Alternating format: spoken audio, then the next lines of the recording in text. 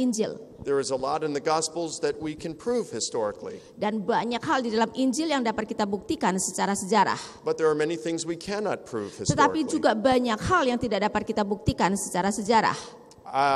As I mentioned to you a few moments ago, I think we can prove that Jesus was crucified. Ya, seperti tadi saya katakan, kita bisa membuktikan bahwa Yesus itu disalibkan.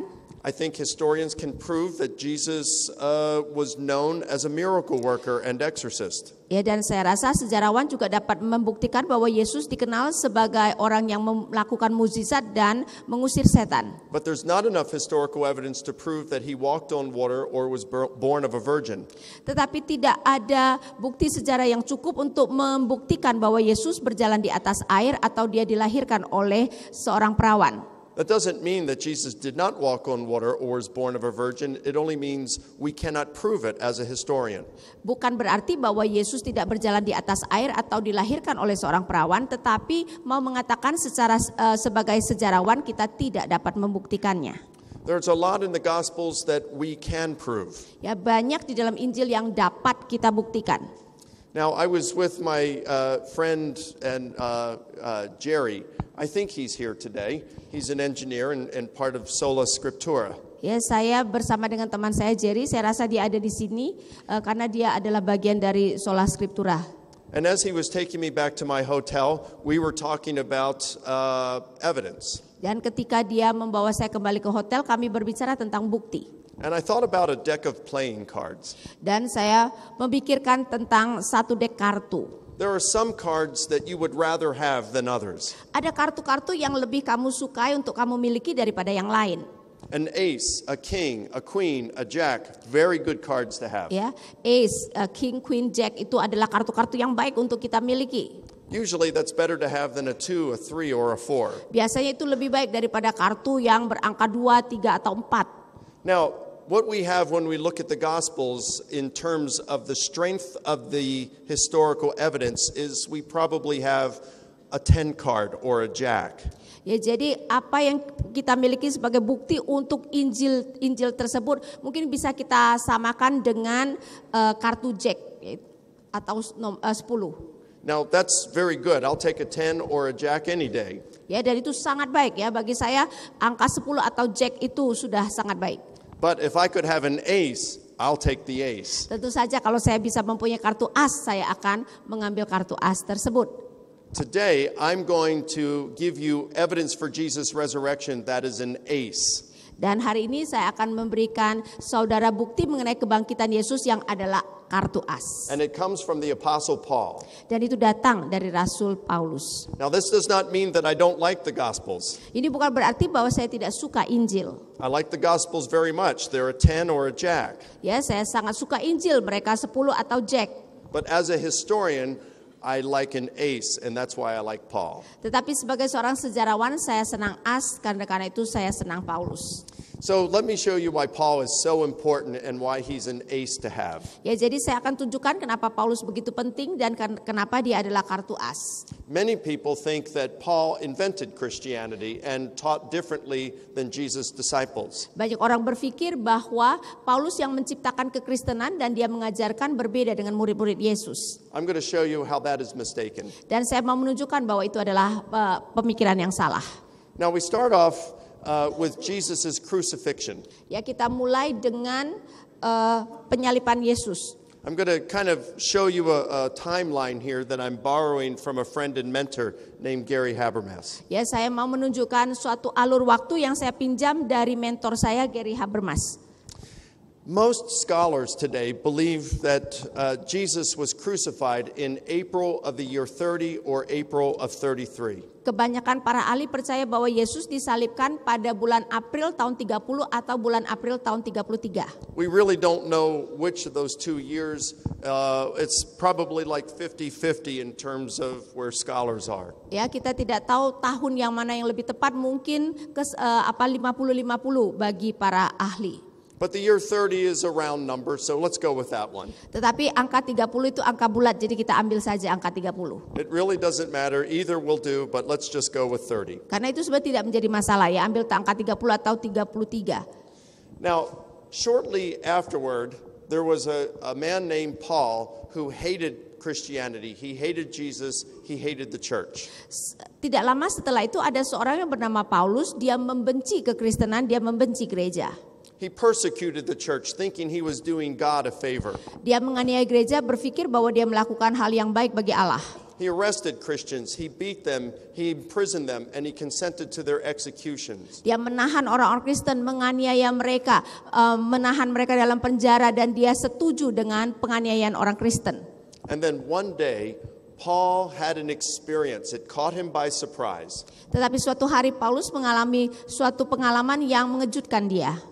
He had an experience that he was convinced was the risen Jesus appearing to him, and it changed his life. Dia mempunyai pengalaman di mana dia diyakinkan bahwa Yesus yang bangkit berjumpa dengan dia dan itu merubah hidupnya. It changed his life from being a persecutor of the church to one of its most able defenders. Itu merubahnya menjadi seorang penganiaya gereja, berubah menjadi seorang yang sekarang dengan gigih membela gereja. Historians can't tell exactly when this happened. Historians cannot tell. They cannot tell exactly when this experience happened. Sejarawan tidak dapat dengan tepat mengatakan kapan ini terjadi. But most believe it occurred 1 to 3 years after Jesus' crucifixion. Tetapi kebanyakan ahli percaya ini terjadi antara 1 tahun sampai 3 tahun setelah kematian Kristus. So let's just say 2 years afterward, and if Jesus is crucified in the year 30, that means Paul has an experience that he thinks is the risen Jesus in the year 32. Kita ambil saja angka 2 tahun, berarti kalau Yesus disalibkan pada tahun 30, maka Paulus berjumpa dengan Yesus yang bangkit pada tahun 32. Now in our New Testaments, we have 13 letters that are attributed to Paul. Di dalam perjanjian baru kita ada 13 surat yang kita katakan sebagai ditulis oleh Paulus.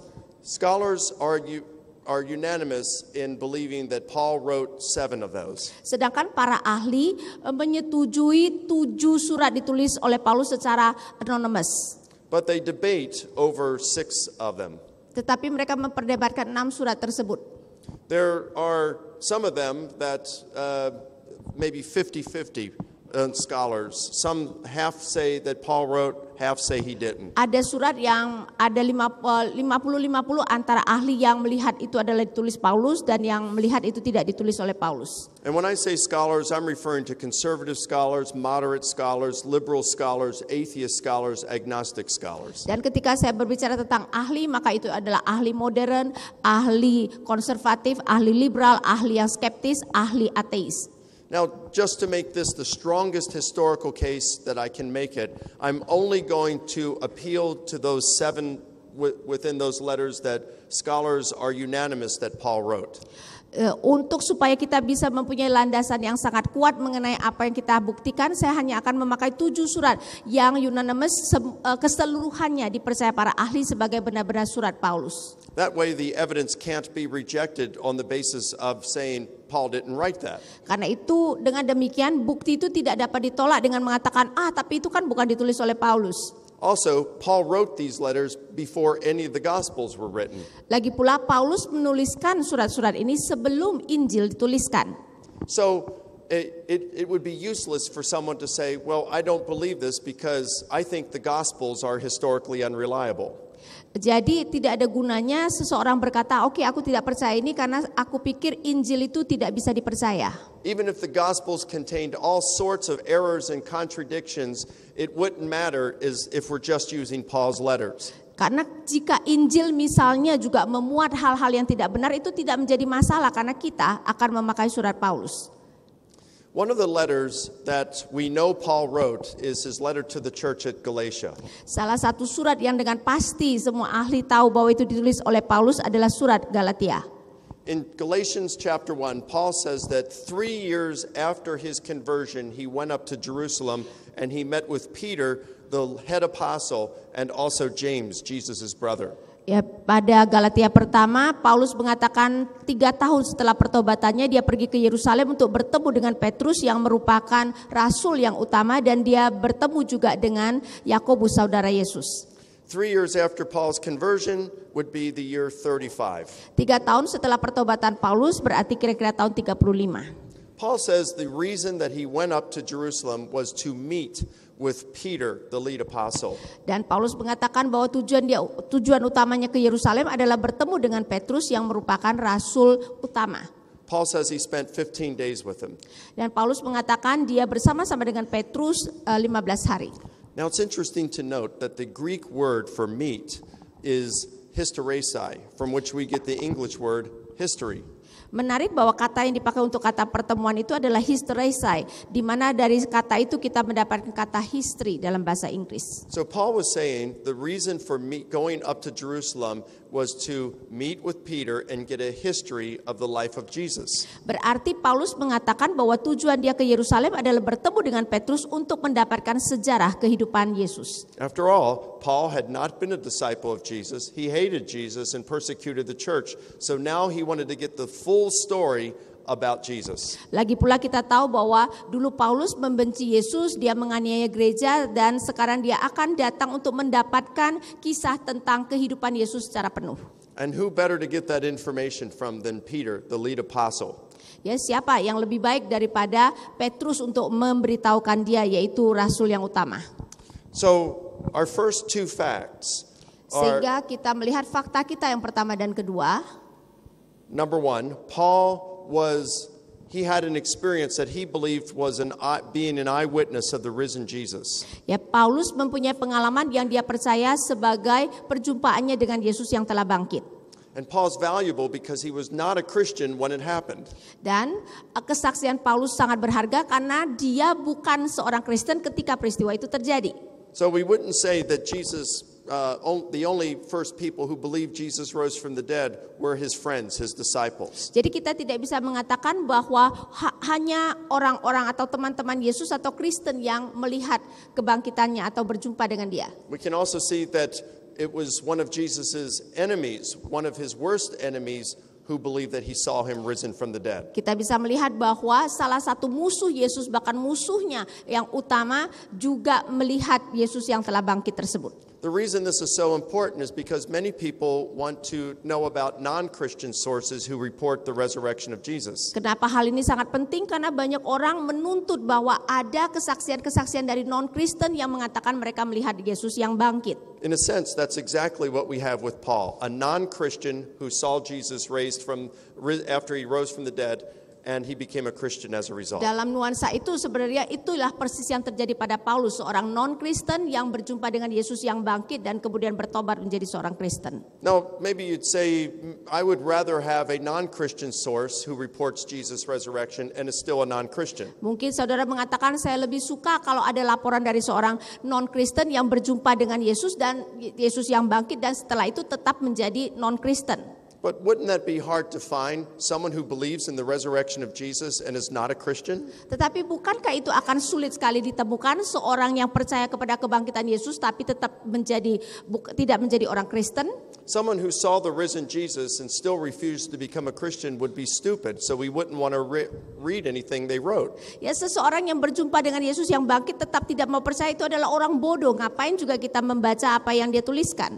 But with Paul, we have someone who was highly educated, was a skeptic who hated Jesus, and then he said he saw the risen Jesus and became a Christian as a result. Tetapi dengan Paulus, dia adalah orang yang sangat berpendidikan, seorang skeptis yang membenci Yesus, kemudian dia bertemu dengan Yesus yang bangkit, dan kemudian dia bertobat. In fact, Paul was so convinced that he had seen the risen Jesus that he was willing to endure much persecution for the rest of his life and even die as a Christian martyr. Dan bahkan Paulus begitu yakin bahwa dia berjumpa dengan Yesus yang telah bangkit, karena itu dia mau memberikan dirinya untuk menderita sengsara bahkan mati untuk Yesus. And nothing proves sincerity like martyrdom. Dan tidak ada yang membuktikan sesuatu setulus jika seseorang menjadi martir.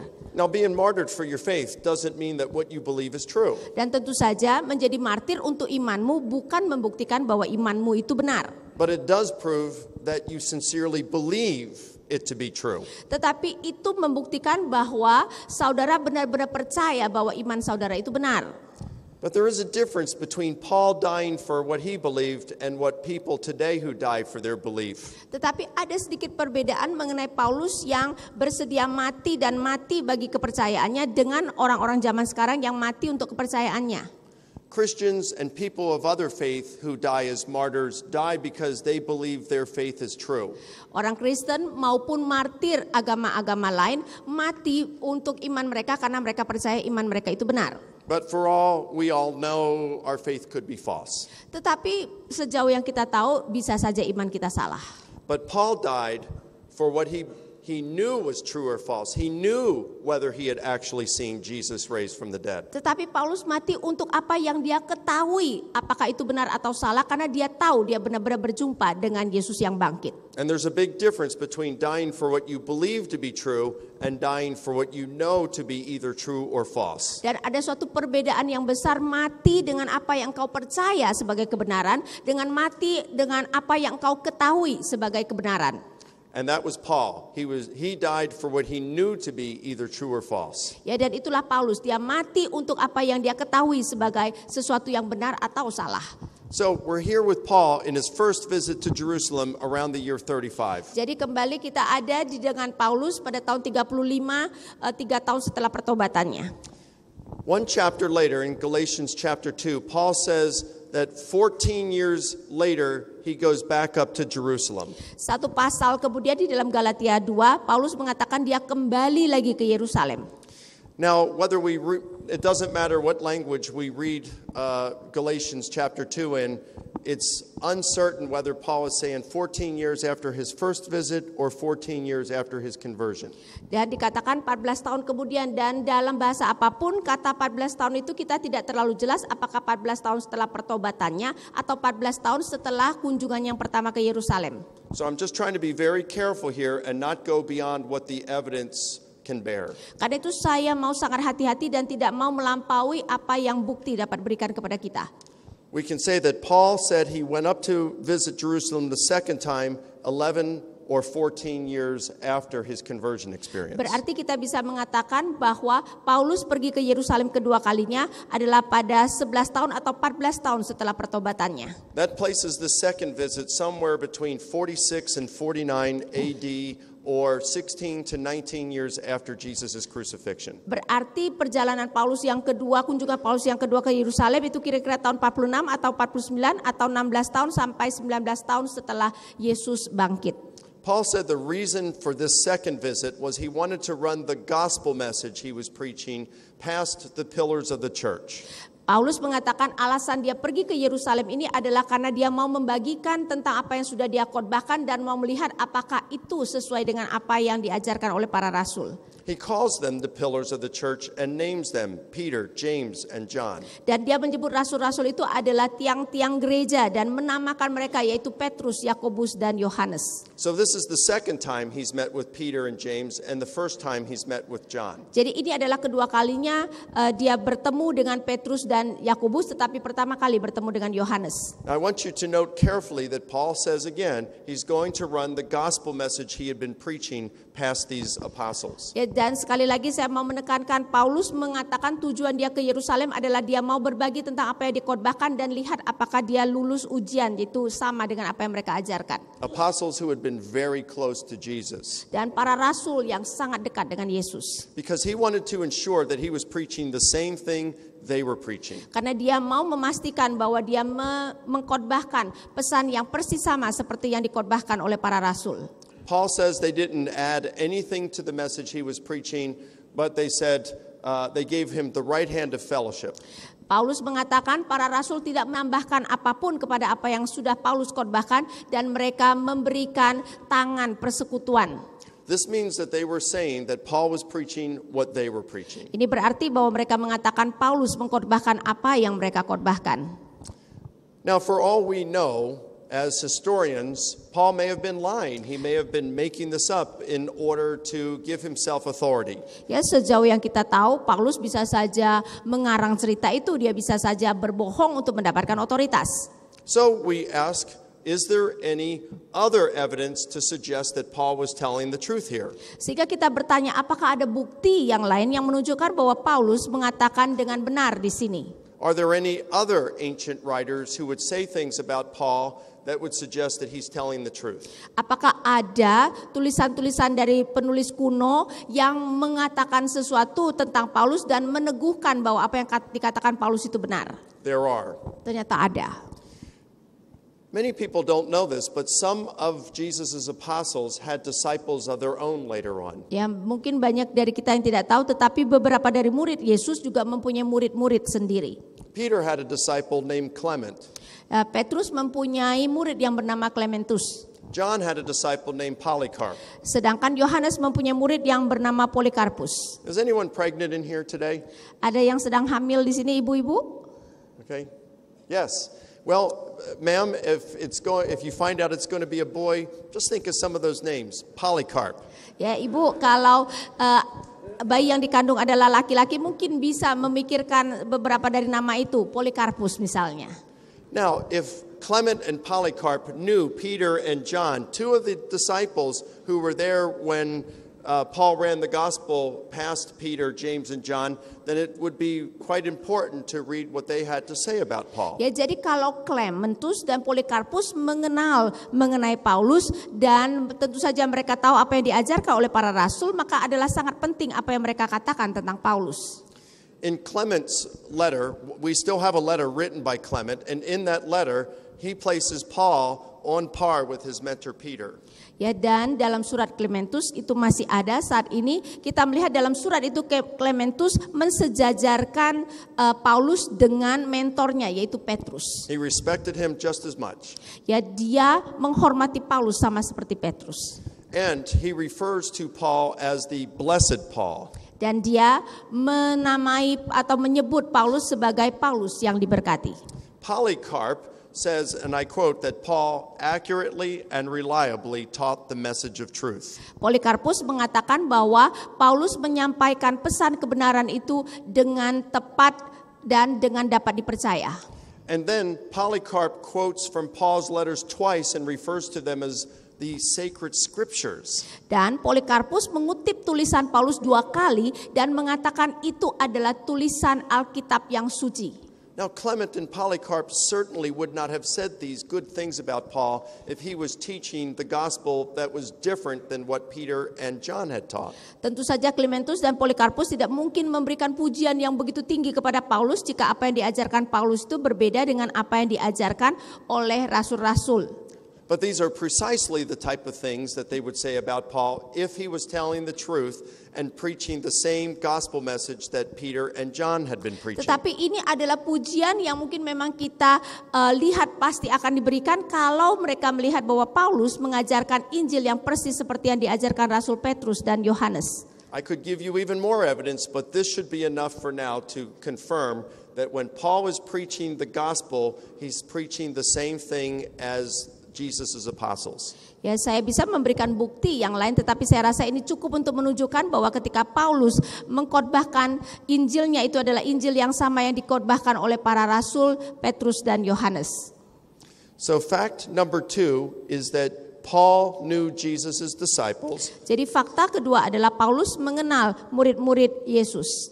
And fact number 3 is that Paul was teaching what they taught.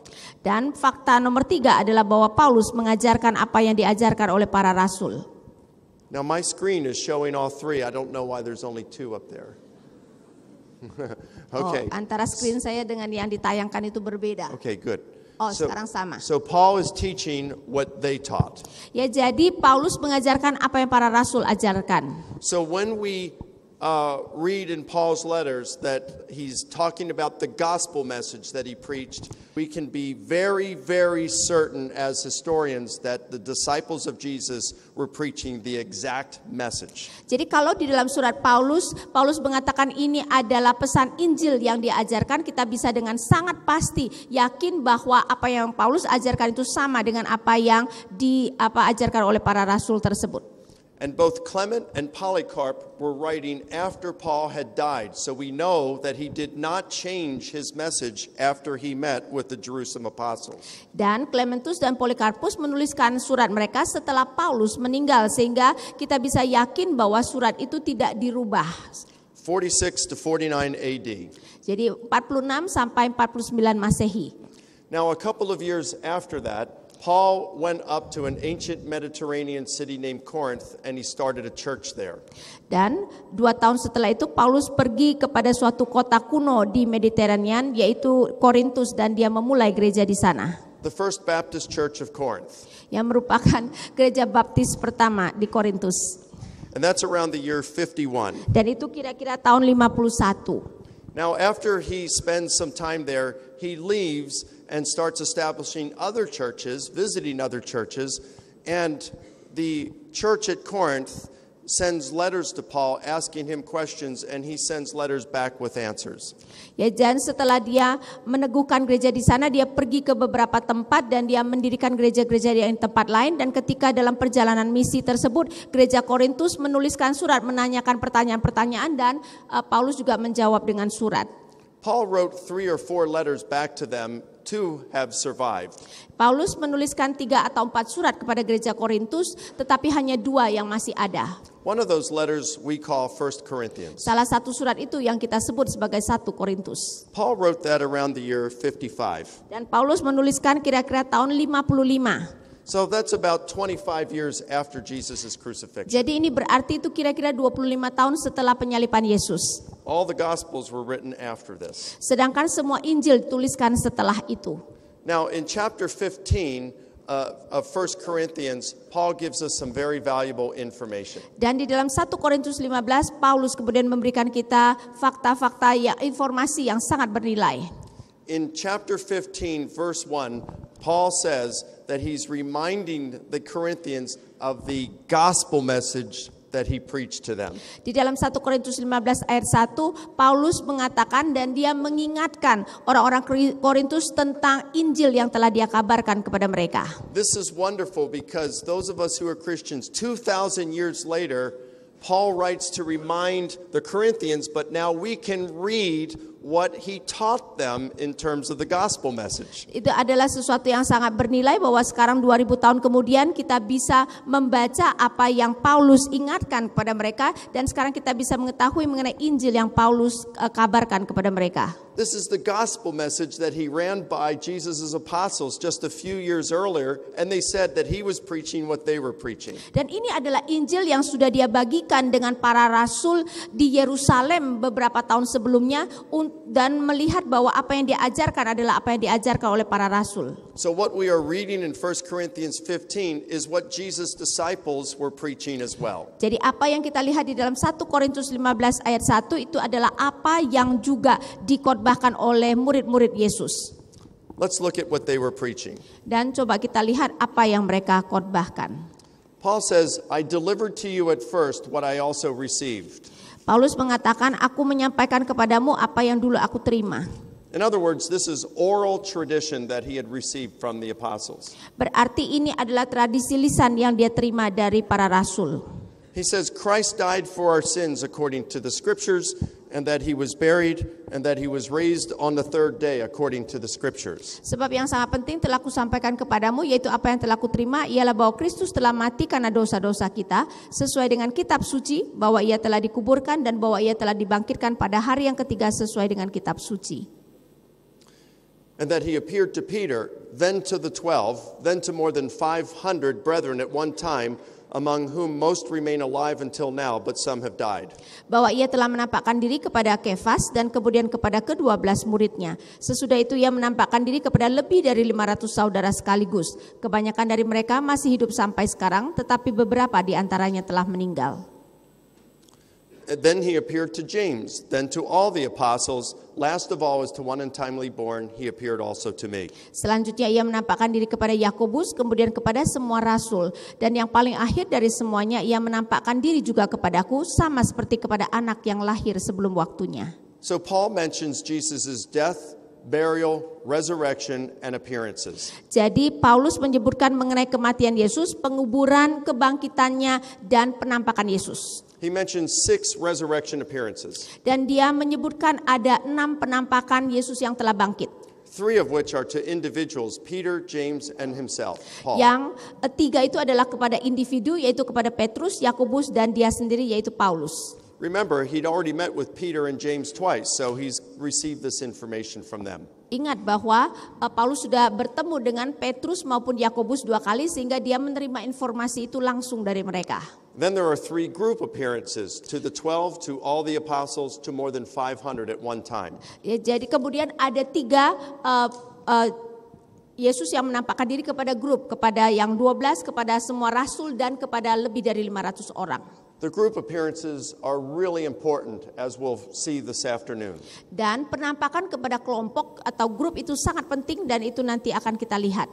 For now, we can verify that the gospel message that was being taught by Paul and Jesus' apostles were the death, burial, resurrection of Jesus, and 6 resurrection appearances. Dengan demikian yang bisa kita lihat sekarang ini adalah bahwa Paulus mengajarkan Injil seperti apa yang diajarkan oleh para rasul, yaitu kematian, penguburan, kebangkitan, dan 6 kali Yesus yang telah bangkit itu menampakkan diri.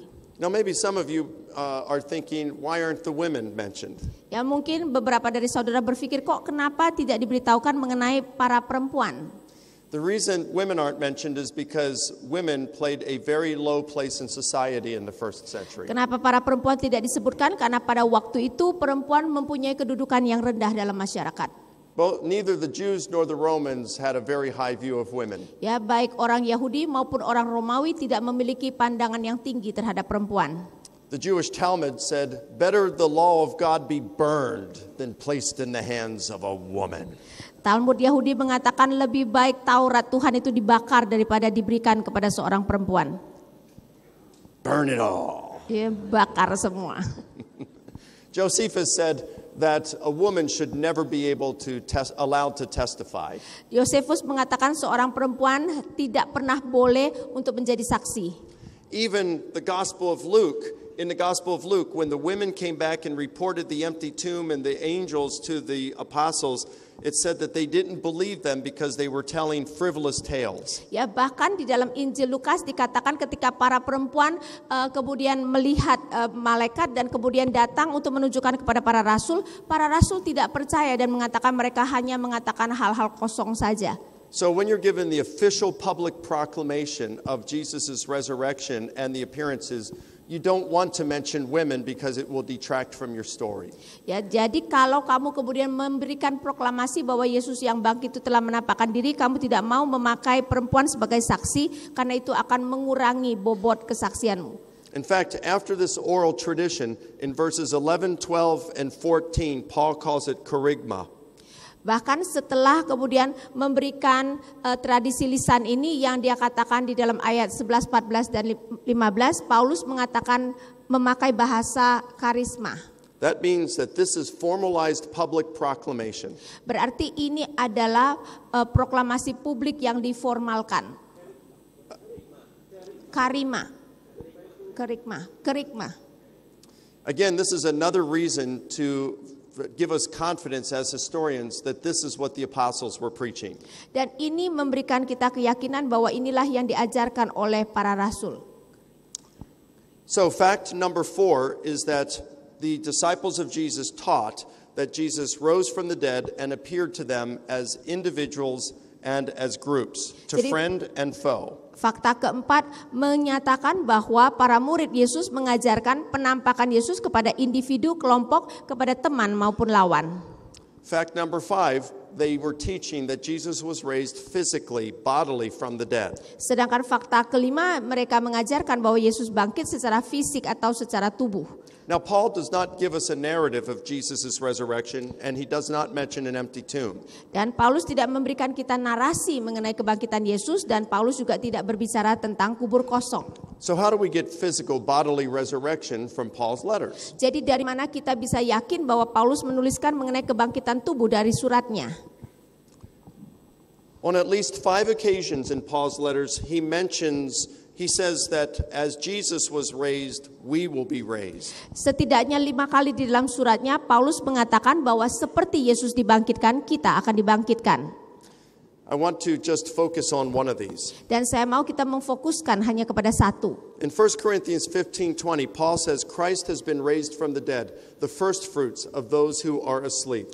Di dalam 1 Korintus 15:20 Paulus mengatakan Kristus telah dibangkitkan dari antara orang mati sebagai yang sulung dari orang-orang yang telah meninggal. First fruits means the first to be harvested. Yang sulung dalam saat ini buah sulung artinya adalah yang pertama-tama tuaian yang pertama. Perhaps my favorite fruit is